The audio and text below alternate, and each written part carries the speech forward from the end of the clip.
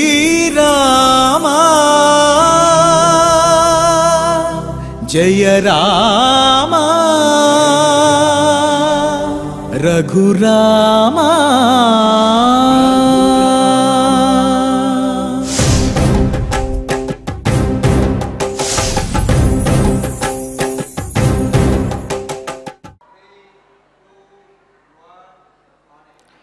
ओं नमो वेंकटेशाय। रघुकुलवरनाथो जानकी प्राणनाथ पितृवचन विधाता कीशराज्य प्रदाता प्रतिनिशिचरनाश प्राप्त राज्य प्रवेश विहित भुवन रक्ष पातु मां रामचंद्रः। रघुकुल श्रेष्ठुడు जानकी प्राणनाथुడు పితృవాక్య పరిపాలన దక్షుడు లోకరక్షకుడైనటువంటి ఆ శ్రీరామచంద్రుడు భక్తులందరినీ సంరక్షించాలి అని పద్మపత్రాయతాక్షుడైనటువంటి ఆ స్వామి యొక్క అనుగ్రహంతో భక్తులందరూ కూడా సకల సంపదలతోటి వర్ధిల్లాలి అని ఆకాంక్షిస్తూ తిరుమల తిరుపతి దేవస్థానం వారు ఈ కలియుగ వైకుంఠంలో నిర్వహిస్తున్నటువంటి సకల సంపత్ప్రదమైన శ్రీమద్ రామాయణం బాలకాండ ప్రవచన పారాయణ కార్యక్రమంలో నేటికి మనం 576వ రోజులో ప్రవేశించాము. మరి ఆ స్వామివారి యొక్క పాదములను ఆశ్రయించినప్పుడు స్వామి యొక్క పరిపూర్ణమైనటువంటి అనుగ్రహం కలుగుతుంది. ఎందుకనంటే బ్రహ్మాది దేవతలు కూడా ఆ స్వామి యొక్క పాదమును ఆశ్రయించినటువంటి వారే. మరి ఆ భావనను బోధించేటటువంటి సంకీర్తన అన్నమాచార్య సంకీర్తన బ్రహ్మ కడిగిన పాదము బ్రహ్మము తానే నీ పాదము అనే సంకీర్తన ఆలకిద్దాము. ఓం నమో వెంకటేశాయ.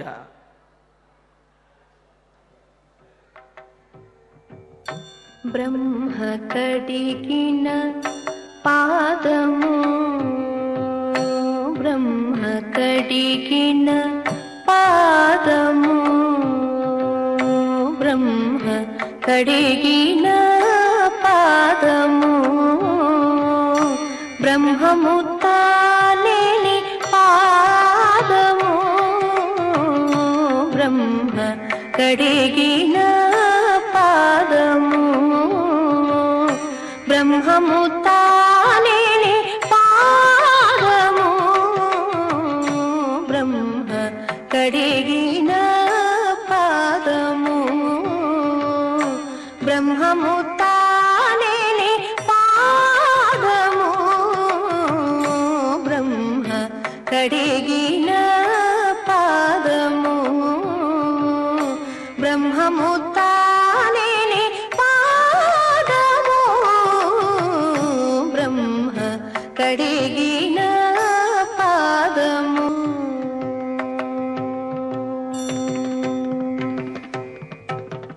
చెలకివ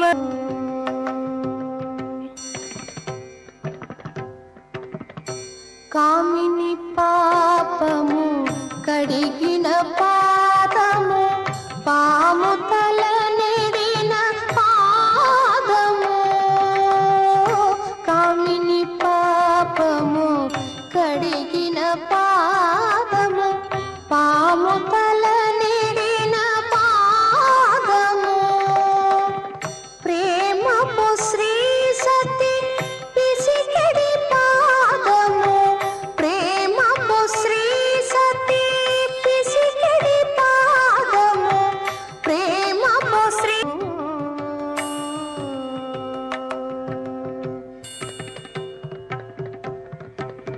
పరము బ్రహ్మ కడిగిన పాదము బ్రహ్మ కడిగిన పాదము బ్రహ్మ కడిగిన పాదము. సకల అభీష్టములను నెరవేర్చున్నది స్థిరమైనటువంటి మోక్షాన్ని అనుగ్రహించే తిరువేంకటనాథుని యొక్క ఆ పాదములకు నమస్కరిస్తూ బాలకాండ పారాయణ కార్యక్రమాన్ని ప్రారంభించుకుంటూ శ్రీ గురు ధ్యానపూర్వకంగా సమష్టిగా సత్సంకల్పం చేసుకుందాము. ఓం నమో వెంకటేశాయ. శ్రీ గురు ధ్యానం గురుర్బ్రహ్మ గురుర్విష్ణు గురుర్దేవో మహేశ్వరః గురుః సాక్షాత్ పరం బ్రహ్మ తస్మై శ్రీ గురవే నమః. శ్రీనివాస ధ్యానం శ్రీ వెంకటాచలాధీశం శ్రియాధ్యాసిత వక్షసం శ్రితచేతన మందారం శ్రీనివాసమహం భజే. అథ సంకల్పః శ్రీమదాదివరాహ క్షేత్రే విరాజమానస్య శ్రీ పద్మావతీ జానేః అఖిలాండకోటి బ్రహ్మాండ నాయకస్య శ్రీరామచంద్ర రూపాంతరస్య భగవతః శ్రీ వెంకటేశ్వర స్వామినః సన్నిధౌ హనుమత్ సీతా లక్ష్మణ భరత శత్రుఘ్న పరివార సమేత శ్రీరామచంద్ర పరబ్రహ్మణః పరిపూర్ణానుగ్రహేణ అస్మిన్ భువనే అతిశీఘ్రమేవ విశూచికా క్రిమేః వినాశనార్థం భారతవర్షస్య అభివృద్ధౌ నిమగ్నానాం విద్యా విత్త వాణిజ్య కృషి వైద్య వైజ్ఞానిక దేశరక్షణాదిరంగేషు విద్యమానానాం ఆస్తిక మహాజనానాం సర్వేషాం సకుటుంబానాం ఆయురారోగ్యైశ్వర్య సద్బుద్ధి ఇత్యాది సర్వశుభఫల ప్రాప్త్యర్థం తేషాం సర్వతోముఖాభివృద్ధి ద్వారా శ్రీరామరాజ్యస్య పునర్వ్యవస్థాపనార్థం అనూఢానాం శీఘ్రమేవ వివాహ సిద్ధ్యర్థం దంపతీనాం అనుకూల దాంపత్య సిద్ధ్యర్థం సంతానార్థినాం శీఘ్రమేవ సత్సంతాన ప్రాప్త్యర్థం తతః పితృదేవతా ప్రీత్యర్థం గో సంరక్షణార్థం చ సకల సంపత్ప్రదే శ్రీమద్వాల్మీకి రామాయణాంతర్గతే బాలకాండే యథాశక్తి శ్లోక వ్యాఖ్యాన పురస్సరం 73తమ సర్గ శ్లోక పారాయణం తథా శ్రీధన్వంతరి మంత్ర పారాయణం చ అన్యోన్య సాహాయ్యేన ఆచార్య ముఖేన కరిష్యామహే. శ్రీ వాల్మీకి ప్రార్థనా. వాల్మీకిర్ముని సింహస్య కవితావనచారిణః శృణ్వన్ రామ కథానాదం కో న యాతి పరాంగతిం. శ్రీ ఆంజనేయ ప్రార్థనా. యత్ర యత్ర రఘునాథ కీర్తనం తత్ర తత్ర కృతమస్తకాంజలిం బాష్పవారి పరిపూర్ణలోచనం మారుతిం నమత రాక్షసాంతకం. శ్రీరామాయణ ప్రార్థనా. వేద వేద్యే పరే పుంసి జాతే దశరథాత్మజే వేద ప్రాచేతసాదాసీత్ సాక్షాద్ రామాయణాత్మనా. శ్రీరామ ప్రార్థనా. ఆపదామపహర్తారం దాతారం సర్వసంపదాం లోకాభిరామం శ్రీరామం భూయో భూయో నమామ్యహం. శ్రీరామచంద్ర పరబ్రహ్మణే నమః. అథ శ్రీమద్ రామాయణే బాలకాండే 73తమః సర్గః. శ్రీ గురుభ్యో నమః. శ్రీ వెంకటేశ చరణౌ శరణం ప్రపద్యే. శ్రీరామాయ నమః. జనక మహారాజు గారి కబురుతో పట్టపురాణి ఆమె పరివారము పెద్ద ముత్తైదువులు అందరూ కలిసి మంగళగీతములను ఆలపిస్తూ ఉండగా, మంగళవాద్యాలు మోగుతుండగా, శోభన మంత్రోచ్చారణం జరుగుతుండగా 33 కోట్ల మంది దేవతల సాక్షిగా సీతమ్మవారు అలా అలా కళ్యాణ వేదిక వద్దకు ప్రవేశించింది. పద్ధతి, సంప్రదాయం, ఆచారం, అలవాటు ఇవి ఒక్కొక్క ప్రాంతంలో ఒక్కొక్కలా ఉంటుంది. ఒక్కొక్క వంశంలో ఒక్కొక్కలా ఉంటుంది. దానిని బట్టి ఇప్పటి మన ఇళ్లల్లోని పెళ్ళిళ్ళల్లో బుట్టలో కూర్చోబెట్టి తీసుకురావడం వగైరాలు మనం చూస్తూ ఉంటాం. అక్కడి వర్ణనలో సీతమ్మ ఒక కలహంసగామినిగా వచ్చినట్లు వర్ణింపబడింది. సీతాదేవి సౌందర్య వైభవాల్ని వర్ణించడానికి నాకు మాటలు చాలవు అన్నారు తులసీదాసు గారు. ఆమె నడిచి వస్తుండగా చూసినటువంటి మొగపెళ్లి వారు ఒక తేజపుంజం కదలి వస్తున్నట్లుగా భావించి మనస్సులోనే అప్రయత్నంగా నమస్సుమాంజలులను సమర్పించేరట జగన్మాత లోకపావని సీతమ్మ. ఆ సందర్భంలో ఒక్కసారి అంటే సీతమ్మను చూసిన ప్రతి వారు రాముడికేసి చూసి పూర్ణకాములయ్యారట. కడుపు నిండిపోయింది వారికి, తృప్తితో ఆనందంతో. అంతే, ఇంకంతకంటే మాటలు లేవు. ఆ సందర్భంలో ప్రతి ఒక్కరూ ఏదో తెలియని, ఇంతకు ముందు ఎన్నడూ అనుభవంలో లేని అనిర్వచనీయమైన, అపూర్వమైన, అలౌకికమైన ఒక ఆనందాన్ని అనుభవించారట. దేవతలు నమస్సుమాంజలు సమర్పిస్తే, మునులు శుభాశీస్సులను అందిస్తే, వనితామణులు గీతములు ఆలపిస్తూ ఉంటే ఆనందంతో నగారాల మోతలు భూనభోంతరాళాలను తాకి ప్రతిధ్వనిస్తూ ఉంటే అంత గొప్ప కోలాహలంగా ఉందిట ఆ వాతావరణం. అందరిలోనూ పరమానందం పరమానందం పరమానందం, ఒకటే ఆనందం. ఈ విధంగా సీతాదేవి వేదిక వద్దకు ప్రవేశిస్తే వశిష్ఠుల వారు అప్పటికే సిద్ధం చేసి ఉంచినటువంటి తెరసెల్లా అంటారు కదా, తెరచాపు అడ్డంగా పట్టించేరట.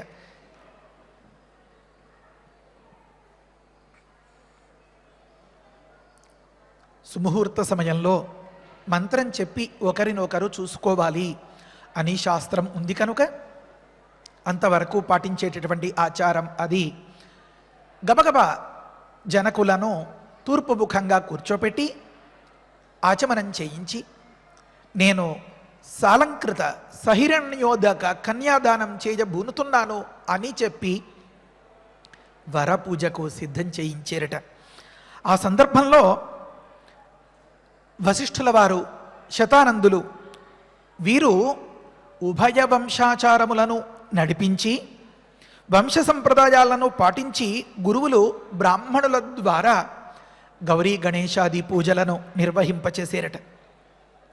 ఎంత ఆశ్చర్యమంటే, గౌరీమావాహయామి స్థాపయామి పూజయామి అనగానే ఎవరో తెలియదు నన్నే పిలిచారా అన్నట్లుగా వచ్చి ఒక ముత్తైదువు కూర్చుందట.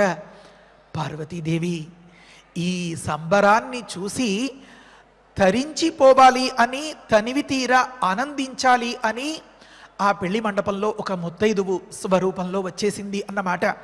రాస్తారు అక్కడ, దేవతలంతా స్వయంగా వారి వారి పూజలను అందుకుంటున్నారట. ఇంద్రమావాహయామి పూజయామి, దేవేంద్రుడు పిలిచారా స్వామి అన్నట్లుగా వస్తున్నాడు. అదే మాదిరిగా ఇంకో కుబేరుడు, అదే మాదిరిగా ఇంకో వరుణుడు, అదే మాదిరిగా మరొకరు ఇలా ఎవరెవరికి ఏ ఏ పూజలు అందించడానికి జనక మహారాజు గారు చేత ఆ మాటను అలా అనిపిస్తున్నారో, పనికిస్తున్నారో, ఆ సమయంలో ఆ రాముని చేతో, ఆ సీతమ్మ వారి చేతో గౌరీ కంకణ పూజ వగైరాలు అనుకున్నాం కదా. ఆయా దేవతలు స్వయంగా వచ్చి ఏదమ్మా ఇలా అని చెప్పి చేతిలో వేయించుకుని ఆ నివేదనలను, ఆ గంధాన్ని దాన్ని తీసుకుని పూసుకుని పరవశించిపోయి మురిసిపోతూ ఉండేటటువంటి సందర్భంలో ఒక్కసారి వేదిక నుంచి చూస్తే మండపంలో ఉండేటటువంటి సన్నివేశాలు కనిపిస్తాయి. ప్రతి ఒక్కరికి కూడా మధుపర్కాలను అందించడానికి, ప్రతి ఒక్కరికి కూడా తీయటి మధురములైనటువంటి పదార్థాలను అందించడానికి, మధురములైనటువంటి పానీయములను అందించడానికి ఆ పరిచారికలు వరుసగా అలా తయారుగా ఉన్నారట.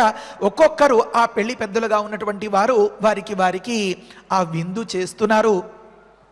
దాహమైతే దాహం, ఆహారమైతే ఆహారం అన్నట్లుగా సూర్య భగవానుడు స్వయంగా మానవ రూపంలో వచ్చి తన వంశాచారములను గుర్తు చేస్తూ మన ఇళ్లలో పెళ్ళిళ్ళలో మనం చూస్తున్నట్లుగానే ఏమో ఎక్కడి నుంచి వచ్చారో ఎవరో మాకు తెలియదు, ఇంతకుముందు పరిచయం కూడా లేదు, కానీ ఆ సమయానికి వాటిని అలా గుర్తు చేసి ఎంతో బాగా నడిపించారు అని అంటూ ఉంటారు. ఒక గుడికి వెళ్ళినప్పుడు ఎంతో గొప్పగా చెప్పారు వారు చెప్పకపోతే మాకు ఆ రహస్యం తెలిసేది కాదు, మేము దాన్ని కూడా దర్శించుకున్నాం, ఆ రకంగా ప్రదక్షిణం చేసాం, ఆ రకంగా మొక్కేం అని ఇలాంటి మాటలు చెప్తూ ఉంటారు. మన జీవితంలో కూడా మన భక్తి శ్రద్ధలను తూకం వేసిన పరమాత్మ ఎవరో ఒకరికి పూని ఈ రకంగా మనకి మేలు చేస్తూ ఉంటాడనమాట. సూర్య భగవానుడు మానవ రూపంలో చేసేటటువంటి సూచనలను ప్రతి ఒక్కదానిని కూడా కొట్టిపరేయకుండా శ్రద్ధగా పాటిస్తున్నారట ఆ పెళ్లి ఏర్పాట్లలో ఉన్నటువంటి వారందరూ కూడా. ఈ విధంగా ఈ బ్రాహ్మణోత్తములు ఒకవైపు శ్రీరాముని చేత పూజలు చేయించి, ఒకవైపు జనక మహారాజు గారి చేత సంకల్పం చేయించడం, ఒకవైపు సీతమ్మ వారి చేత చేయించవలసినటువంటి ఆచారాలు వగైరాలు ఇవన్నీ నిర్వహిస్తూ ఉండగా ఇంకా సుముహూర్తం దగ్గర పడుతోంది అని చెప్పి వశిష్ఠుల వారు కొన్ని రకములైనటువంటి హోమములను చేసి అగ్ని ప్రతిష్టాపనం చేసి ఆ అగ్నిని సిద్ధం చేసి ఉంచేరట.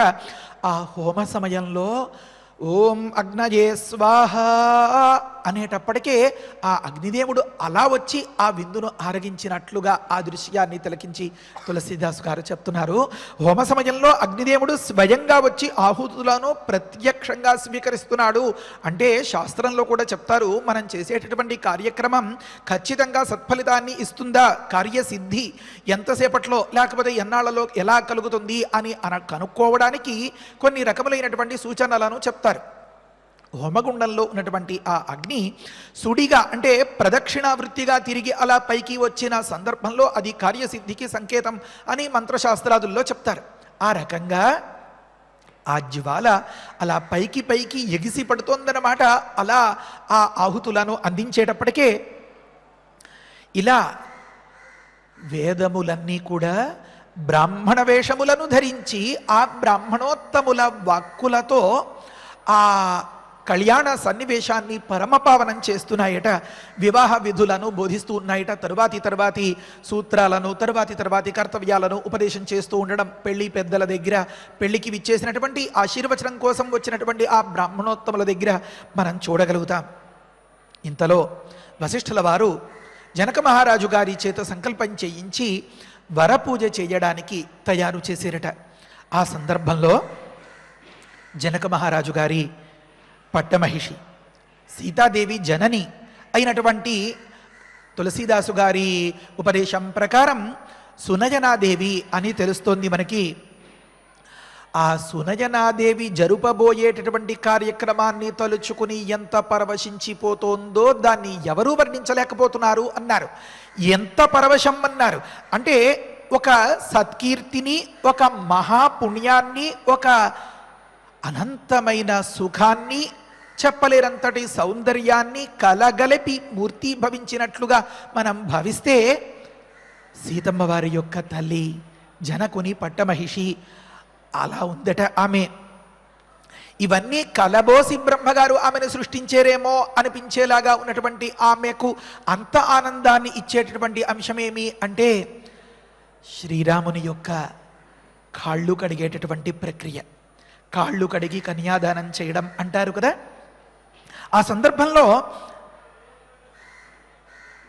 సువాసినులు ఆమెకు సహకారంగా ఉండగా రత్నఖచితములైనటువంటి సువర్ణ కలశాలతో పరమ పవిత్రములైనటువంటి నదీ జలాలను అన్నింటినీ వెంట పెట్టుకొని సిద్ధంగా ఉండి ఇల్లాలు నీరు పోస్తే కన్యాదాత కాళ్ళు కడగడం మనం లోకంలో కూడా చూస్తూ ఉంటాం. ఎదురుకుండా ఒక బంగారు పళ్ళెం పెట్టారట. ఆ తెర కింద నుంచి వశిష్ఠుల వారు కాస్త అలా పైకెత్తి, నాయనా శ్రీరామ పాదాలు ఇందులో పెట్టు అన్నారు. లెక్కకి అప్పుడు పెళ్లిపీటల మీద తూర్పు ముఖంగా తిరిగి అంటే తూర్పు వైపు చూస్తూ పెళ్లి కూతురు తండ్రి, పెళ్లి కూతురు తల్లి, ఆ పక్కన పెళ్లి కూతురు కూర్చొని ఉంటారు. ఎదురుకుండా ఈ కన్యాదానం స్వీకరించవలసినటువంటి ఆ వరుడు పశ్చిమాన్ని చూస్తూ ఉంటాడు. ఇద్దరు తెర పట్టుకుని ఉంటారు. ఆ తెర కింద నుంచి కాస్త అవకాశం ఇచ్చి ఆ పాదాలు అందులో పెట్టమంటే సీతమ్మ వారు అప్పుడు చూసింది ఆ రామ పాదాలు అంత దగ్గరగా. అంతకు ముందు వర్ణిస్తారు కంబరామాయణంలో, ఒక్కొక్క ఆభరణాన్ని ధరింప చేస్తూ ఉంటే ఒక్కొక్కలాగా ఆ సౌందర్యాన్ని ఆస్వాదిస్తూ ఉన్నటువంటి వారందరూ ఒక్కొక్క రకమైనటువంటి అభిప్రాయాన్ని వెలుబుచ్చుతారు. అదంతా ఒక ముఖ్యమైనటువంటి మాట ఏమంటే, చెవులకు ఈ తాటంకాలను పెట్టారట. ఆ చెవిదుద్దులు పెట్టే సందర్భంలో కొంతవరకు పెట్టిన తర్వాత ఉండు మిగతాది నేను చూసుకుంటాను అని చెప్పి దీన్ని ఇలా బిగించుకుంటూ ఉంటారు కదా. అలా బిగించుకునేటప్పుడు మరొక చెవి తాలూకు దుద్దు ఊగిసలాడుతోందట. దీన్ని పెట్టుకుని దీన్ని సవరించుకునేటప్పుడు దీన్ని సరి చేసుకునేటప్పుడు ఈ దుద్దు ఊగిసలాడుతోందట. ఏదో పరధ్యానంగా ఉందట సీతమ్మ. ఆ సీతమ్మ హృదయాన్ని చదివేసినటువంటి పరమభక్తులైన కంబర్ అనే ఆ తమిళ మహాపండితుడు చెప్తారు ఆ సందర్భంలో, నా ఆప్షన్, నా చాయిస్, నా ఎన్నిక కరెక్టేనా? శివధనువునే అలవోకగా ఎత్తి విరిచేసాడంటే ఎంత బండోడు ఈ రాముడు, నన్ను సున్నితంగా చూసుకుంటాడంటావా అని చెప్పి మనస్సులోనే కాస్త తటపటాయిస్తున్నట్లుగా, తర్జన భర్జన పడుతున్నట్లుగా, ఆ తటపటాయిస్తున్న డోలాయమానంగా ఉన్నటువంటి ఆ మనస్సుకు సంకేతంలాగా ఉన్నాయట ఈ తాటంకాలు ఇలా ఊగుతూ ఊగుతూ. అలాంటి సందర్భంలో అలా ఏవేవో రకరకాల ఆలోచనలు ఆ కన్య మనస్సులో. పెళ్లి మండపానికి వచ్చి ఎప్పుడైతే పీటల మీద కూర్చున్న సందర్భంలో అంత దగ్గరగా ఆ రామపాదాలు చూస్తే ఎంత అద్భుతమైన పాదాలండవి. సప్రేమ భీతి కమలా కరపల్లవాభ్యాం సంవాహనేపి సపదిక్లమమాదధానవు. చాలా అద్భుతమైనటువంటి అంశం. ఆ వైకుంఠంలో శ్రీ మహాలక్ష్మీదేవి మన సీతమ్మే. స్వామి తిరిగి తిరిగి చాలా అలసిపోయి వచ్చాడు అని చెప్పి ప్రేమతో దగ్గరకు చేరి ఆ పాదాలు నొక్కాలి అనుకుంటూ ఉంటుందట.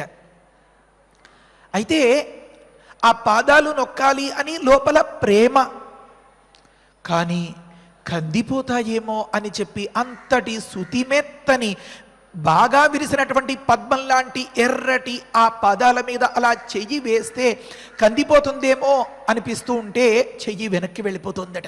ప్రేమ ఏమో పాపం నడిచి నడిచి వచ్చినటువంటి తిరిగి వచ్చినటువంటి ఆ స్వామి పాదాలు నొక్కి కాస్త ఉపశమం కలిగించాలి, సేద తీర్చాలి అనేమో మనస్సు ముందుకు తోస్తూ ఉంటుందట. కాబట్టి సప్రేమ భీతి, ప్రేమతో నొక్కాలి అనుకుంటుంది, అంతలోనే భయం ఆవరిస్తుంది, అయ్యో కందిపోతున్నాయని. అంత మొరటుగా ఉన్నాయా అమ్మవారి చేతులు? ఎందుకంటే అంత కసి తీరా నొక్కేసిన సందర్భంలో కాళ్ళు కమిలిపోయినట్లుగా నలిగిపోయినట్లుగా అయిపోయేలాంటి సందర్భం ఉందా? ఎందుకు జంకిపోతోంది అమ్మవారు? అమ్మవారి చేతులు ఎటువంటివి? కమల కరపల్లవాభ్యాం అన్నారు. ఎంత అద్భుతమైన మాట! అంటే మనస్సుతో స్వామిని ఎంతలా కొలుచుకోమని మన పెద్దలు మనకి ఒక తాళం చెవి అందించేశారో ఈ మాటల్లో తెలుస్తుంది. కళ్ళు మూసుకుని ప్రశాంతంగా, ఇంతకుముందు ఎన్నోసార్లు విని ఉంటాం ఈ మాటను, కానీ ఆ వైకుంఠంలో ఆ ఆదిశేషువు ఆ తల్పం మీద అలా తల కింద చెయ్యి పెట్టి పరుండినటువంటి ఆ స్వామి యొక్క పాదాలు నొక్కే సందర్భంలో శ్రీ మహాలక్ష్మిని మనం ఒక్కసారి గమనిస్తే కమల కరపల్లవాభ్య, స్వామి పాదాలు అరవిందాలు, అమ్మవారి యొక్క చేతులు కమలములు. రెండింటికి సాజాత్యమే. అవి ఎంత కోమలములో అంత కోమలములు ఇవి. మరింకాస్త ఇంకా జాగ్రత్తగా చెప్పాలి అంటే కమల అంటే అమ్మవారు కదా, అది నీట పుట్టినటువంటి ఒక పద్మము వంటి సుకుమారమైన సున్నితమైన కోమలమైనటువంటి పాదాలు. చేతులు పాదాలకి వర్తిస్తుంది ఆ మాట, చేతులు. అంతేకాదండోయ్, అది ఒక లేత చిగురు మాదిరి అంత సున్నితంగా ఉంటాయండి. పల్లవము అంటే చిగుళ్ళు అన్నమాట. లేత చిగుళ్ళులాగా అంత సుతిమెత్తని చేతులు, అంతటి సుతిమెత్తని చేతులతో ఎలా అయితే చంటి పిల్లలకి వారికి పొత్తిళ్లలో పడుకోబెట్టుకున్నటువంటి వారికి ఆ తల్లి చేసేటటువంటి సపర్యలు ఏ కాస్త పొరపాటు రాకుండా ఎంతో జాగ్రత్తగా నిర్వహిస్తారో, అలా ప్రేమతో నిర్వహించేటటువంటి ఈ పాద సంవాహనం అనేటటువంటి ఈ ప్రక్రియ చాలా జాగ్రత్తగా జరుగుతుంది కదా. అంత జాగ్రత్తగా జరిగితే కూడా సపది క్లమమాదధానవు వెంటనే వాడిపోతున్నాయటవి. అంతటి సుకుమారమైన, అంతటి కోమలమైన, అంతటి సున్నితమైనటువంటి చరణం అది మన శ్రీరామ చరణం. అలాంటి చరణాలను చూసి సీతమ్మ వారికి చాలా ధైర్యం వచ్చిందట. సాముద్రిక శాస్త్రం ప్రకారం ఇంత మృదువుగా, ఇంత సున్నితంగా, ఇంత కోమలంగా ఉండేటటువంటి అరిపాదాలు, ఈ పాదార విందాలు ఎవరికైతే ఉంటాయో వారి మనస్సు మిక్కిలి సున్నితంగా ఉంటుంది. దానికి సందేహమే లేదు. చేతులు ఇలా రాసి చెప్తారు. రఫ్గా ఉన్న సందర్భంలో అమ్మో వీడు మనస్సు చాలా రఫ్గా ఉంటుంది అనేసి చెప్తూ ఉంటారు. కొన్ని సందర్భాల్లో అరిచేతులు మృదువుగా ఉండడం, లేకపోతే అరికాళ్ళు వగైరాలు, వీటిని బట్టి వారి మనస్సు, వారి తీరు లేకపోతే వారి యొక్క ఒక అవసరానికి కలిగేటటువంటి స్పందన హార్ష్గా, రఫ్గా అంటూ ఉంటారు కదా. మొరటుగా ఉంటుందా, కర్కోటకంగా, కర్కశంగా ఉంటుందా అనే ఇలాంటి దాన్ని చెప్తూ ఉంటారు. సీతమ్మ వారికి మనస్సుకి సమాధానం అయి ఉంటుంది కాబోలు అప్పుడు ఆ తాటంకాలు ఇంకా ఊగిసలాడట్లేదు. ఆ సందర్భంలో పరమ పవిత్రములైనటువంటి నదీ జలాలతో నిండినటువంటి సువర్ణ కలశాలను, మణిఖచితములైనటువంటి పళ్ళాలను పట్టుకుని వరుసగా పెట్టుకుని ఒక పళ్ళాన్ని ఎదురుగా పెడితే తెర కింద నుంచి వశిష్ఠుల వారు కాస్త అవకాశం చేసి రామ పాదాలను, చరణాలను అందులో పెట్టిస్తే మునీశ్వరులు అందరూ శ్రావ్యమైనటువంటి కంఠధ్వనితో వేదమంత్రోచ్చారణం చేస్తుంటే ఓం చరణం పవిత్రం వితతం పురాణం ఏన పూతస్తరతి దుష్కృతాని ఇలాంటి మాటలు చెప్తూ ఉంటారు. ఆ చరణములను ప్రతిపాదించేటటువంటి కొన్ని రమణీయములైనటువంటి మంత్రాలన్నమాట. పాదయో పాద్యం సమర్పయామి అన్నప్పుడు ముఖ్యంగా చెప్పుకోవలసినటువంటి అంశం ఇది. ఆ పావన చరణాలను కడిగారు అంటారు. ఆ పరమ పావనమైనటువంటి చరణాలను ఒకప్పుడు బ్రహ్మగారు కడిగారు, ఆ మరొకప్పుడు జనక మహారాజు గారు కడిగారు. ఇవాల్టి మన సమకాలీనులలో అన్నమాచార్యుల వారు కడిగారు. అందుకనే మనం ఇంతకుముందు ఈ గానాన్ని విన్నాం. బ్రహ్మ కడిగిన పాదము. ఈ పరవశాన్ని పొందుతున్నటువంటి, ఈ పరమానందాన్ని అనుభవిస్తున్నటువంటి వారిలో నీరు పోస్తున్నటువంటి సునయనాదేవి ఉన్నారు. ఆ పాదస్పర్శకు పులకించిపోయినటువంటి జనక మహారాజు గారు ఉన్నారు. ఆ సన్నివేశాన్ని అంత దగ్గరగా చూస్తున్నటువంటి సీతమ్మ మరియు బ్రహ్మాది దేవతలు, అందులో ముఖ్యులు బ్రహ్మగారు. ఒక్కసారి వారికి ఆ పాత జ్ఞాపకం గుర్తొచ్చి ఉండేలాంటి సందర్భం అది. త్రివిక్రమావతారంలో ఊర్ధ్వలోకానికి చాపినటువంటి ఆ పాదాన్ని తన కమండలు జలంతో కడిగి నెత్తిన చల్లుకుని ధన్యుడైనటువంటి బ్రహ్మదేవునితో సహా ఎవరెవరికి ఏ విధమైనటువంటి ఉపకారం చేసిందో ఆ పాదం చెప్తున్నారు అన్నమాచార్యుల వారు. 11 మాటలున్నాయి ఇక్కడ. బ్రహ్మ కడిగిన పాదము అది. ఆ పాదం అంటే ఏమది? బ్రహ్మము తానే నీ పాదము. స్వామి శ్రీ వెంకటేశ్వరుడు శ్రీరామస్వరూపంగా, త్రివిక్రమావతారంగా, వామన స్వరూపంగా ఇలా అన్నమాచార్యుల వారికి వారి భక్తి పారవశ్యాన్ని బట్టి వారికి ఎన్ని రకాలుగా గోచరించాడో మనకు అర్థమవుతోంది. అన్నమాచార్యుల వారు స్వామికి ఎదురుగా నిలబడి ఆ పాదములనే చూస్తూ అక్కడే ధ్యాస నిలిపి చెప్పినటువంటి మాట, స్వామి బ్రహ్మము తానే, నీ పాదమే పరం బ్రహ్మము, అపరిమితమైనటువంటి శాశ్వతమైనటువంటి నిరవధికమైనటువంటి శాంతి సౌఖ్యాలకు నిలయము బ్రహ్మము తానే నీ పాదము. వీలైతే ఒక్కసారి ఈ గీతం చూద్దాం. మనం టెక్స్ట్ చూస్తూ చదువుకుంటే ఇంకా మనసుకి బాగా వంటపడుతుంది. బ్రహ్మము తానే నీ పాదము. తర్వాత చెప్తారు, చలగి వసుధ కొలిచిన నీ పాదము. స్వామి నీ పాదం ఇంకా ఎంత గొప్పదో తెలుసా? వసుధ కొలిచిన పాదం. ఏ రకంగా? చలగి అన్నారు అంటే విజృంభించి, ఏ కాస్త బెదరక, ఏ కాస్త తొట్రుబాటు లేక, ఏ కాస్త తడబడక, ఇలాంటి అర్థాలన్నీ వచ్చేస్తున్నాయి అన్నమాట. చలగి అన్నదానికి ముఖ్యంగా విజృంభించి, ఖండించి, ఉత్సాహించి అనే అర్థాలు కనిపిస్తున్నాయి. ఎన్ని అడుగులు వేసేవు స్వామి ఈ నేల మీద? ఎంతమందిని ఉద్ధరించదలిచావు స్వామి? జనోద్ధరణకు కంకణం కట్టుకుని, చెప్పులు కూడా లేకుండా, పాదరక్షలు కూడా లేకుండా, పాదములతో నడిచి నడిచి మమ్మల్ని రక్షించావు కదా స్వామి. ఈ పాదంతోనే కదా. నీ పాదమే నాకు శరణ్యం. చలగి విజృంభించి ఉత్సాహించి వసుధ కొలిచిన, వసుధను నీ పాదం కొలిచినట్లు ఒక భావం వస్తే, ఆ వసుధ భూదేవి నీ పాదం మోపిన ప్రతిసారి ఎంత పులకించిపోయి ఉంటుందో కదా. ఆ రకమైనటువంటి పులకింతను కలిగించడానికే కదా నువ్వు ఈ వనవాస కాలంలో పాదరక్షలు కూడా లేకుండా పాదరక్షలను భరతుడికి సమర్పించేసి, పాదుకలను సమర్పించేసి, కాలినడకతో ఈ నేల మీద అంతా నడయాడేవు కదా స్వామి. చలగి వసుధ కొలిచిన నీ పాదము అదే నాకు శరణ్యం. రెండో మాట. మూడో మాట, బలితల పాదము. బలి చక్రవర్తి యొక్క తలపైన మోపిన పాదము. త్రివిక్రమావతారం చెప్తున్నారు ఇక్కడ.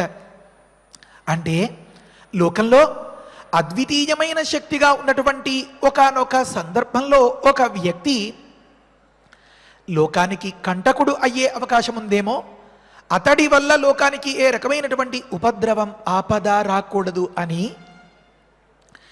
ఎంత దిగజారి ప్రవర్తించి లోకాన్ని ఉద్ధరించావు స్వామి.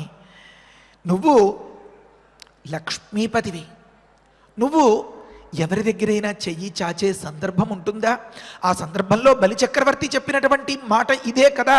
ఇలాంటి పై చేయి నా దగ్గర కిందుగా అవడమా, నా చెయ్యి పై చేయిగా అవడమా, ఇంకా ఏదైనా కానీ ఈ దానం చేసి తీరుతాను అని అన్న మాట మనకి తెలుసు కదా. అలాగా ఒక వామనావతారం ఎత్తి, ఏదో వయసు వచ్చిన తరువాత కూడా ముచ్చట కొద్దీ ఒకానొక సందర్భంలో ఏ పాత బట్టలో వేస్తే ఆ బిగుతుగా ఉండేటటువంటి టైట్గా ఉండే డ్రెస్ వేసుకున్నవాడు కదల్లేక మెదల్లేక ఎలా ఇబ్బంది పడిపోతాడో, అలా అఖిలాండ కోటి బ్రహ్మాండ నాయకుడవైన నువ్వు బుల్లి వామనావతారం ఎత్తి ఎన్నడు కని విని ఎరుగని తీరులో నాకు కావాలి అని చెప్పి చేయి చాచి దానం పట్టేవు స్వామి. ఆ సందర్భం ఎంత ఆశ్చర్యకరమైనటువంటి సందర్భం. అక్కడ నీ యొక్క లోకానుగ్రహ దృష్టి, ఎంత దృష్టి. ఆ సందర్భంలో బలి తలపైన మోపి నీ పాదాన్ని, బలిని అనుగ్రహించిన తీరు వగైరాలు. స్వామి నీకు నువ్వే సాటి స్వామి. బలి తల మోపిన నీ పాదము, ఆ శ్రీరామ చరణము నాకు శరణ్యము. తరువాత తలకక గగనము తన్నిన పాదము. ఒక మాట అంటే అంటారు ఇక్కడ తలకక అంటే చలించక, స్టేబుల్గా, నిలకడగా, నిశ్చలంగా, స్థిరంగా ఉండి తొట్రుబాటు లేక, తడబాటు లేక అని. ఎందుకు ఇలా చెప్పారు అన్నమాచార్య స్వామి వారు? గమనించండి.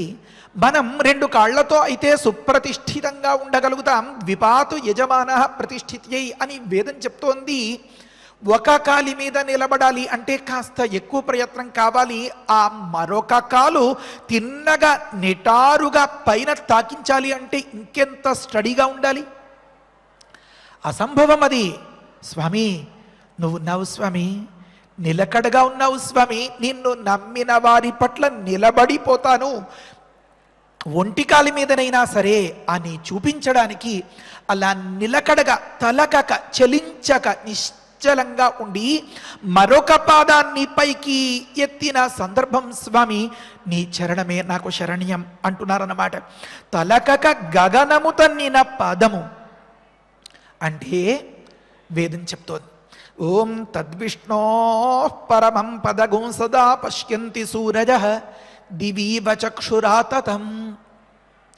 ఆ ఆకాశంలో, ఆ గగనంలో, ఆ ఊర్ధ్వలోకంలో, ఆ బ్రహ్మలోకంలో ఈ బ్రహ్మాండపు పైకప్పు వరకు తాకినటువంటి, చేరినటువంటి, ప్రసరించినటువంటి ఆ పాదాన్ని చూసి కదా అక్కడ ఉండేటటువంటి దేవతలు, ఇంద్రాదులు అందరూ కూడా ఈ మాట అనుకుంటారు. కొన్ని సందర్భంలో ఇదే మాటను మరొక రకంగా కూడా అన్వయిస్తారు. ఏమని అంటే, అలాంటి మహావిష్ణువు యొక్క పరమపదమును సదా పశ్యంతి అంటే, సూరజ అంటే జ్ఞానులు అని అర్థం అన్నమాట. సూరజ అన్నదానికి జ్ఞానమునకు శాశ్వత నిలయమైనటువంటి దేవతలను అర్థం చెప్తే ఒకలాంటి అర్థం, గగనతలాన్ని తాకిన ఆ పాదాన్ని సదా పశ్యంతి ఎప్పుడు స్మరిస్తూ ఉంటారు. ఈ భూలోకంలో ఉండేటటువంటి పండితులు, జ్ఞానులు అందరూ ఇలా వైకుంఠంగా భావించేటటువంటి ఈ తిరుమలలో నీ పాదాన్ని నిరంతరం ధ్యానిస్తూ ఉంటారు కదా స్వామి. తద్విష్ణో పరమం పదగుం సదా పశ్యంతి సూరజ మంత్రం చెప్తోంది. మనం మెడల్లో పెద్ద పెద్ద మాలలు, దీక్షలు వగైరాలు ఇవన్నీ పాటించాలా? జడలు పెంచుకోవాలా? దండకమండలాదులు కావాలా? అక్కర్లేదు. ఆశ్రయించిన వారికి నువ్వు ఎక్కడో వెతుక్కుంటావేమో, ఇక్కడరా అని చూపిస్తూ ఉన్నాడు మన స్వామి. ఎలా అయితే మన ఇళ్లలో ఒక మౌనవ్రతం పాటించేటటువంటి అమ్మ కాలేజీకి టైం అయిపోతూ ఉంటే స్కూటర్ కీ వెతుక్కుంటున్నటువంటి పిల్లకి అదిగో కీ, అక్కడ కీ తీసేసుకుంటుంది. క్యాలిక్యులేటర్ వెతుక్కుంటూ ఉంటుంది, తెలుసు అమ్మకి. ఆ అలమరాలో, ఆ టీవీ స్టాండ్ దగ్గర అక్కడ అది చూపిస్తుంది. బుక్స్ వెతుక్కుంటూ ఉంటుంది, అక్కడ చూపిస్తూ ఉంటుంది. మాట్లాడదు, కేవలం సంకేతమే చూపిస్తూ, సిగ్నల్. అలా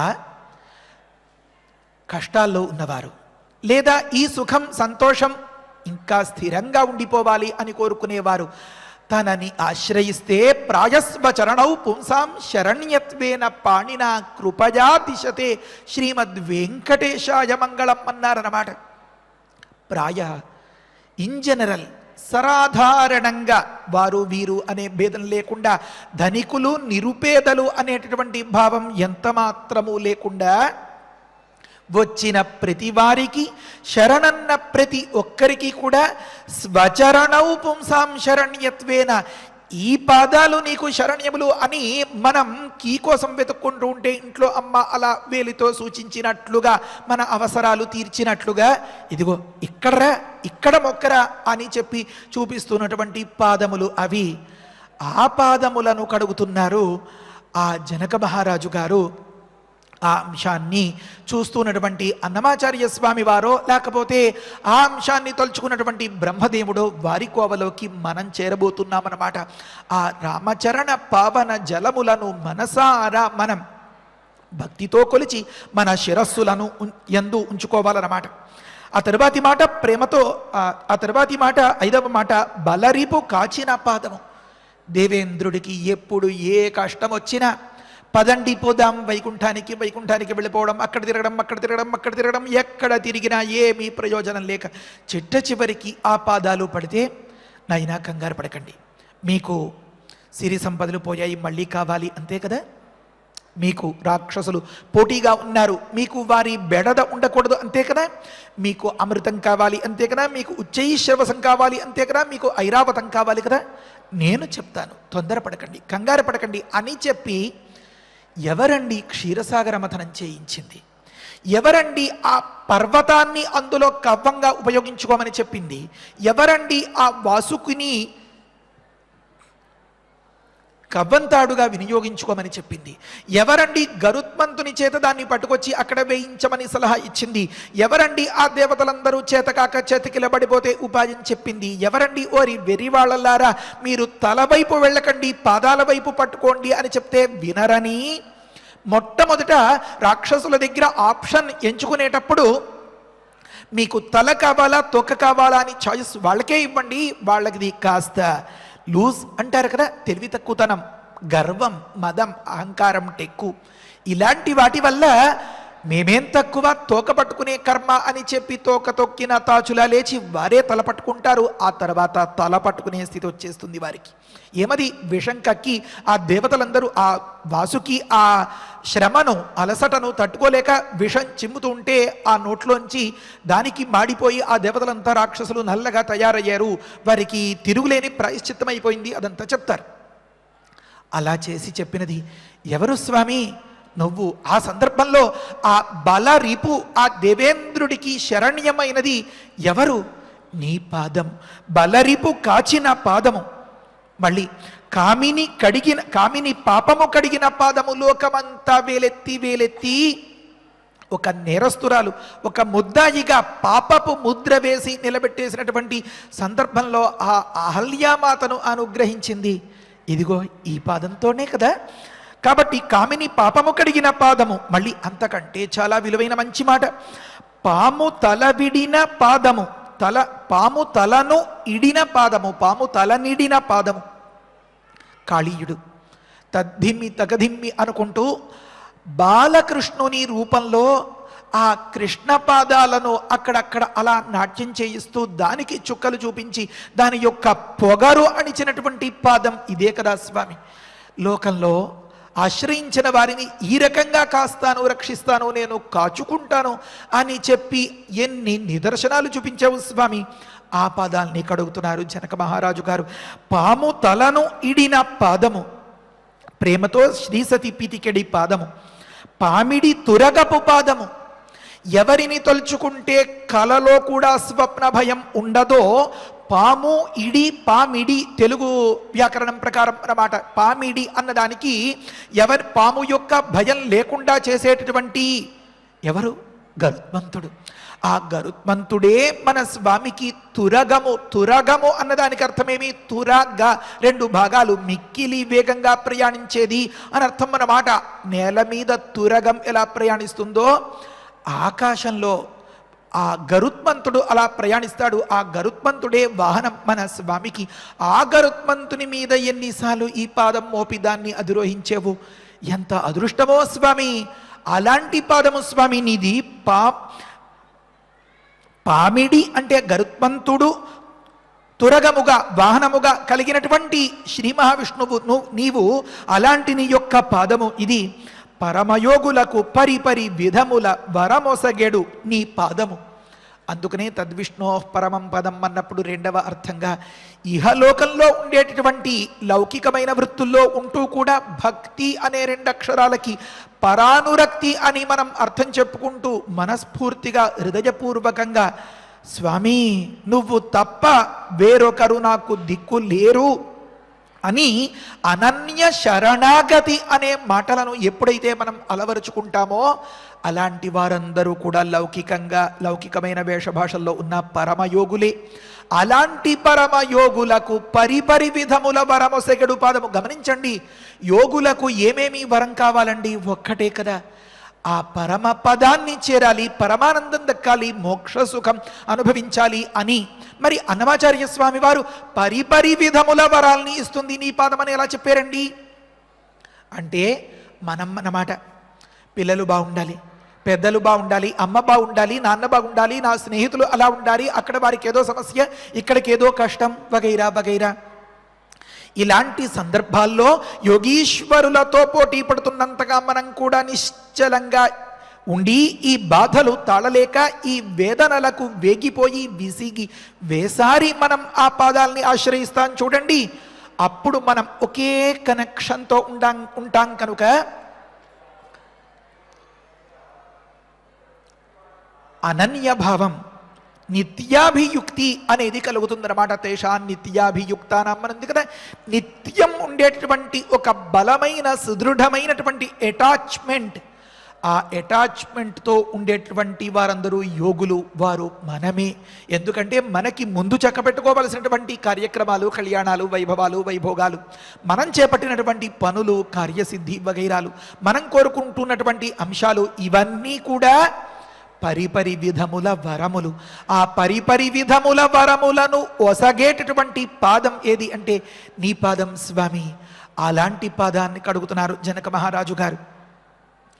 ప్రస్తుతంలో ఈ పూట ఈ కథాఘట్టం అయిపోయినా ఈ పూట శ్రీరామచరణాలను కడిగి నెత్తిన చల్లుకున్నటువంటి ఆ జనక మహారాజు గారు వారు ఒకప్పటి కథ అయినా శాశ్వతంగా మనల్ని ఉద్ధరించడానికి స్వామి చేసినటువంటి మహోపకారం తిరువెంకటగిరిపై అవతరించి మనల్ని ఉద్ధరించే ప్రయత్నం చేయడం.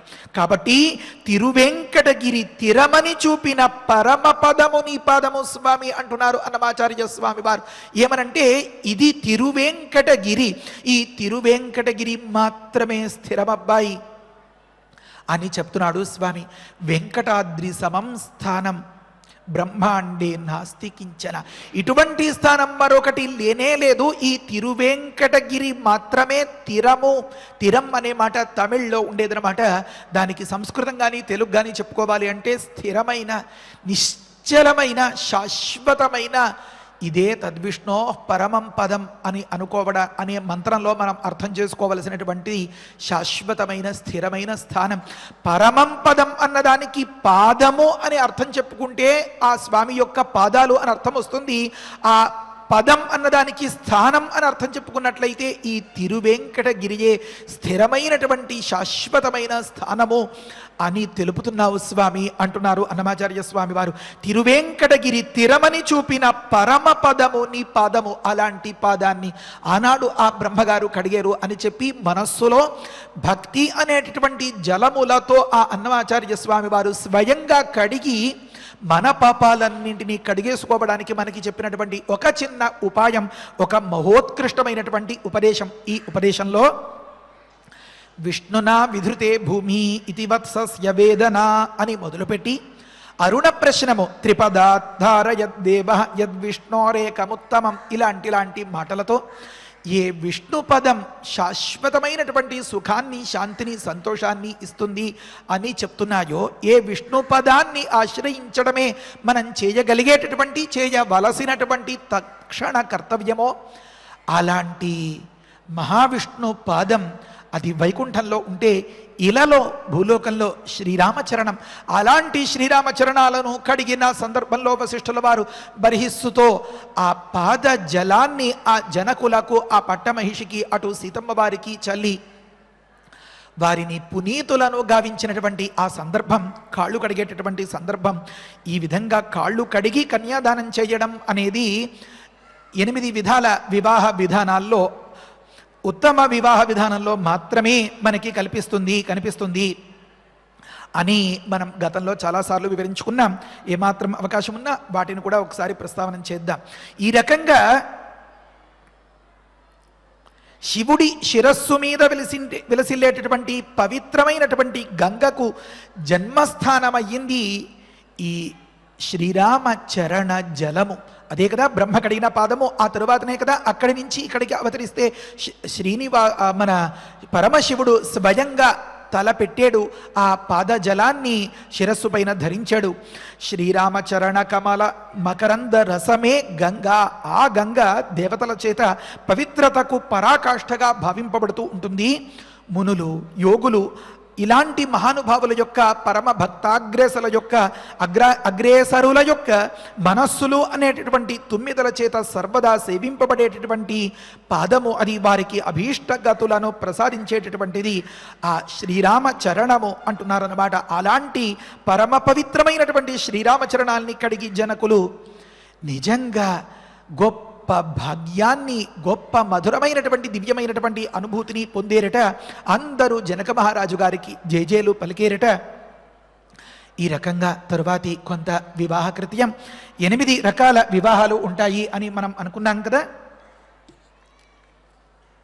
అవి ఒకటి బ్రాహ్మ వివాహము, మరొకటి రెండవది దైవ వివాహము, మూడవది ఆర్షము, నాలుగవది ప్రాజాపత్యము, ఐదవది ఆసురము, తర్వాతది గాంధర్వము, ఆ తర్వాతది రాక్షసము అని, తర్వాతది పైశాచము, మొదటిది బ్రాహ్మము అనుకున్నాం కదా. దానిలోనే వరపరీక్ష చెయ్యడం, కాస్త మంచి చెడులు విచారించుకోవడం, ఇటువంటివన్నీ గమనించి కాళ్ళు కడిగి కన్యాదానం చేయడం.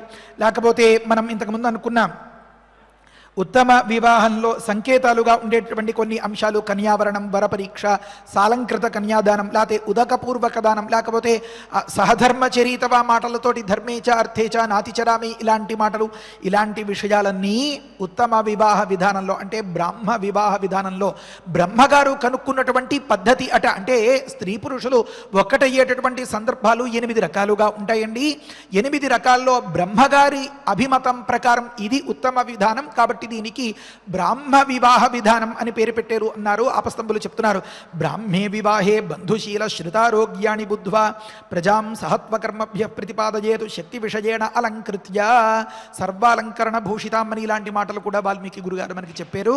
అంటే సాలంకృత కన్యాదానము లేకపోతే సహధర్మచరి ఇలాంటి మాటలు వగైరాలు అన్నీ ఈ ఉత్తమ వివాహ విధానాన్ని సూచిస్తున్నాయి. మళ్ళీ పాణిగ్రహణము ఇవన్నీ. తరువాత దైవే యజ్ఞతంత్రే ఋత్విజే ప్రతిపాదచేతనుంది. ఇప్పటి రోజుల్లో ఇది అంత అందుబాటులో లేదు. యజ్ఞయాగాది క్రతువులు నిర్వహించేటప్పుడు ప్రధానంగా దక్షిణ భాగాన్ని ఇచ్చేటటువంటి సందర్భాల్లో తన కుమార్తెను దక్షిణగా ఒక యోగ్యుడైనటువంటి ఋత్విక్కుకు ఇవ్వడం అనేది ఒక ప్రక్రియ. ఇది దేవతలు గమనించిన ప్రక్రియ అట. కాబట్టి దీనికి దైవ వివాహము అని పేరు పెట్టారు. ఇది రెండవది. ఆ తరువాత ఆర్ష వివాహము అన్నారు. ఇది ఋషులు గమనించినటువంటి స్త్రీ పురుషుల కలయిక. ఏ రకంగా అంటే దుహితృమతే మిథునవు గావవు దేయవు.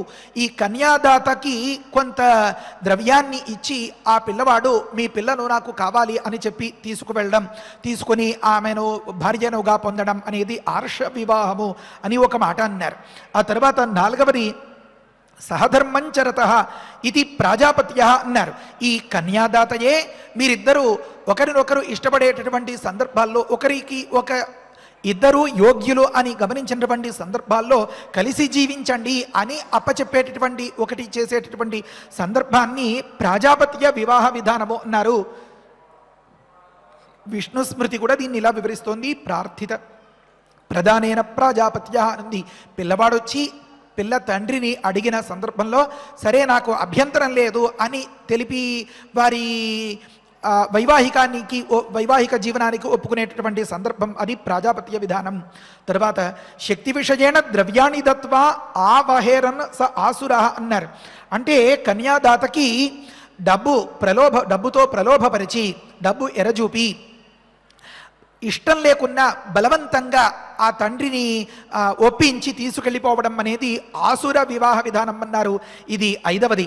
తర్వాత మిథః కామార్త్ సాంబర్తేతే స గాంధర్వ అన్నారు. పెద్దలతో ఎవరితో ఏ విచారణలు లేకుండా ఒకరి మీద ఒకరికి మనసు అయింది అంతే, నా మనస్సు ఏది చెప్తే అదే, ఇంకా ఎవరిని నేను సంప్రదించేది లేదు అని చెప్పి తెగించి జరిపించుకునేటువంటి పెళ్ళి గాంధర్వ వివాహము అని చెప్తున్నారు. సకామేన సకామాయాం మిథ సంయోగ గాంధర్వ అని బోధాజన గురుష సూత్రంలో ఉంది. ఆ తరువాత పిల్ల తాలూకు వారిని హత్వా భిత్వా చ శీర్షాణి రుదతీం రుదద్భ్య హరేతు సహ రాక్షస అన్నారు. అశ్వలాయన మహర్షి చెప్పారన్నమాట. పిల్ల తరపు వారిని బలాత్కరించి రకరకాలుగా వేధించి బాధించి కన్నీరు పెడుతూ ఉన్నా సరే ఏ కాస్త కనికరం లేకుండా ఎత్తుకుపోయేటటువంటి సందర్భాలని రాక్షస విధానం అని చెప్తున్నారు. ఆ తర్వాత సుప్తానాం ప్రమత్తానాం వా అపహరేతు సహ పైశాచ అన్నారు. పిల్ల తాలూకు వారికి వారి ప్రమేయం లేకుండా వారి కన్నుగప్పి వారిని మోసం చేసి ఎత్తుకెళ్ళిపోయేటటువంటి సందర్భం అది పైశాచ వివాహ విధానం అన్నారు. ఇందులో మొట్టమొదటి నుంచి చూస్తే ముఖ్యంగా 3 పరమ ప్రశస్తమైనవి అని చెప్తూ యథాశక్తి ఏమాత్రం వీలున్నా పాణిగ్రహణం అనే విధానం చాలా ఉత్తమం అని చెప్తూ ఆపస్తమ మహర్షి చెప్తారు, యథాయుక్తో వివాహ తథాయుక్త ప్రజాభవతి అని.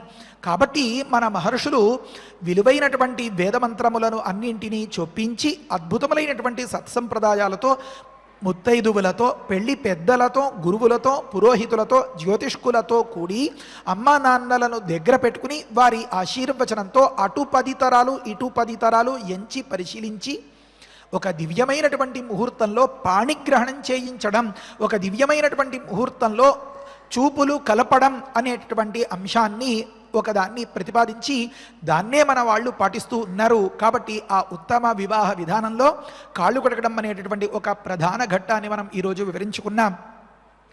ఆ శ్రీరామచరణము మనకి సకల శ్రేయస్సులను ప్రసాదించి రక్షించుగాక. హరయే నమః. స్వస్తి. ఆచార్యులు వారు చెప్పినటువంటి భావాలను మననం చేసుకుంటూ శ్లోకాలను పారాయణం చేద్దాము. తథేత్యుక్త్వా తు జనకం వసిష్ఠః భగవాన్ ఋషిః విశ్వామిత్రం పురస్కృత్య శతానందం చ ధార్మికం ప్రపామధ్యేతు విధివత్ వేదిం కృత్వా మహాతపాః అలంచకారా తాం వేదిం గంధపుష్పైః సమంతతః సువర్ణపాలికాభిశ్చ ఛిద్రకుంభైశ్చ సాంకురైః అంకురాఢ్యైః శరావైశ్చ ధూపపాత్రైః సధూపకైః శంఖపాత్రైః శ్రువైసృగ్భిః పాత్రైః అర్ఘ్యాభిపూరితైః లాజపూర్ణైశ్చ పాత్రీభిః అక్షతైః అభిసంస్కృతైః దర్భైః సమైః సమాస్తీర్య విధివత్ మంత్రపూర్వకం అగ్నిమాధాయ వేద్యాంతు విధి మంత్ర పురస్కృతం జుహావాగ్నౌ మహాతేజాః వసిష్ఠః భగవాన్ ఋషిః తతః సీతాం సమానీయ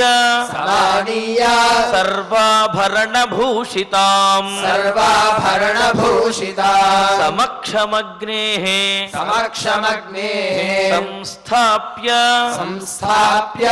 రాఘవాభిముఖే తదా అబ్రవీత్ జనకో రాజా కౌసల్యానందవర్ధనం ఇయం సీతా మమ సుతా సహ ధర్మచరీతవా ప్రతీచ్ఛచైనాం భద్రంతే పాణిం గృహ్ణీష్వ పాణినా పతివ్రత మహాభాగా ఛాయేవానుగతా సదా ఇత్యుక్త్వా ప్రాక్షిపద్రాజా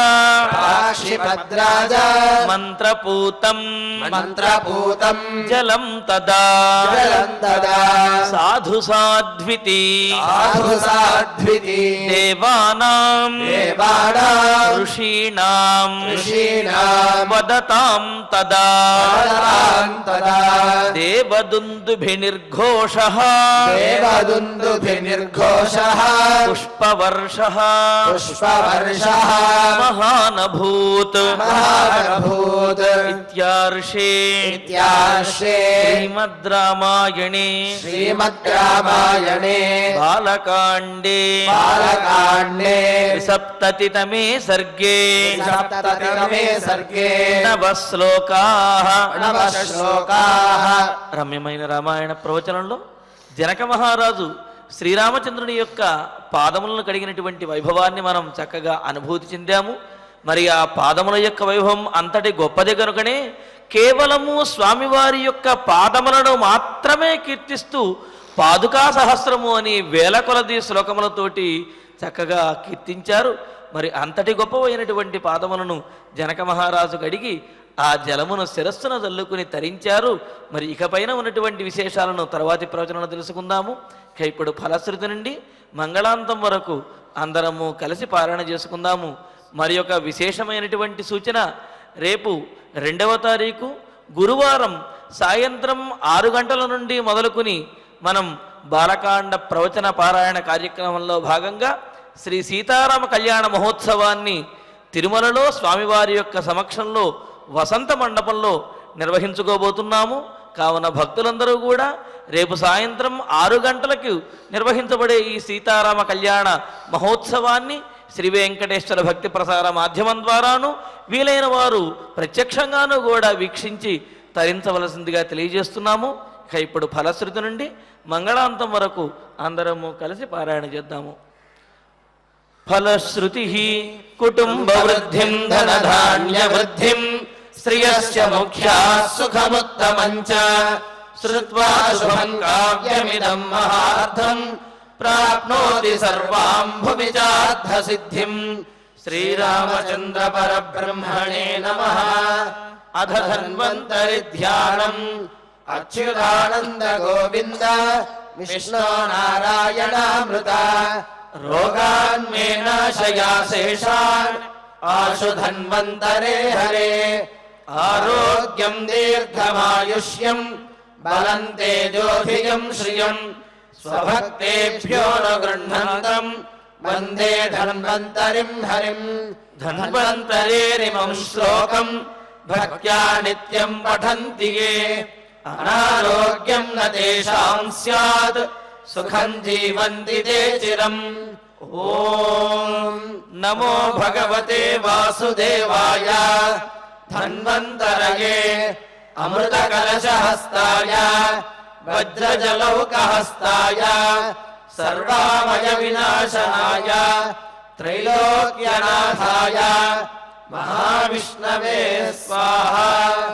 ఓం వాసుదేవాయ విద్మహే సుధాహస్తాయ ధీమహి తన్నో ధన్వంతరిః ప్రచోదయాత్.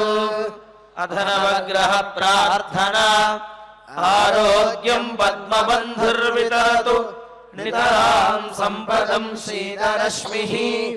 భూలాభం భూమిపుత్రః సకల గుణయుతాం వాగ్విభూతిం చ సౌమ్యః. సౌభాగ్యం దేవమంత్రీ రిపుభయశమనం భార్గవః. శౌర్యవార్కిః దీర్ఘాయుః సైంహికేయః. విపులతరయశః కేతుః ఆచంద్రతారం. అరిష్టాని ప్రణశ్యంతు దురితాని భయాని చ. శాంతిరస్తు శుభం మేస్తు గ్రహాః కుర్వంతు మంగళం. అక్షరా ప్రార్థనా యదక్షరపదభ్రష్టం మాత్రాహీనం చ యద్భవేత్ తత్సర్వం క్షమ్యతాం దేవ నారాయణ నమోస్తుతే. అథ భగవత్ సమర్పణం కాయేన వాచా మనసేంద్రియైర్వా బుద్ధ్యాత్మనా వా ప్రకృతే స్వభావాత్ కరోమి యద్యత్ సకలం పరస్మై నారాయణాయేతి సమర్పయామి. అథ మంగళం శ్రియః కాంతాయ కళ్యాణ నిధయేర్థినాం శ్రీవేంకట నివాసాయ శ్రీనివాసాయ మంగళం.